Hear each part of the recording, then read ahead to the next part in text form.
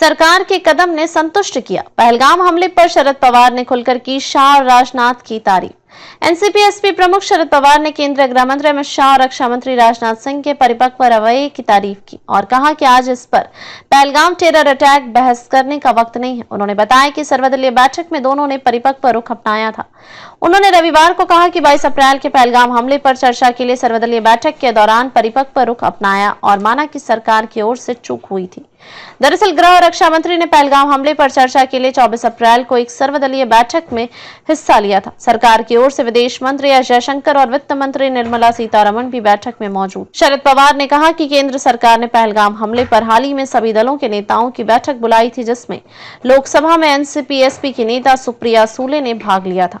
महाराष्ट्र के कद्दावर नेता ने कहा, एक बात जिसने मुझे संतुष्टि का एहसास कराया, सत्ता पर काबिज नेताओं ने, चाहे वह देश के रक्षा मंत्री हो या गृह मंत्री, बहुत परिपक्व रुख अपनाया और स्वीकार किया कि कहीं न कहीं हमारी सरकार की ओर से कमी हुई है। पवार ने इस बात पर जोर देते हुए कहा कि हमले से संबंधित कुछ सवालों पर गौर किए जाने की जरूरत है। यदि उन्होंने इसे एक कमी के रूप में स्वीकार कर लिया है तो आज इस पर बहस करने का वक्त नहीं है। पवार ने सासवड़ में कार्यक्रम को संबोधित करते हुए कहा कि इस वक्त सभी के सामने प्राथमिकता यह है कि जिन लोगों पर हमला हुआ है उनके जीवन में विश्वास का माहौल कैसे बनाया जाए।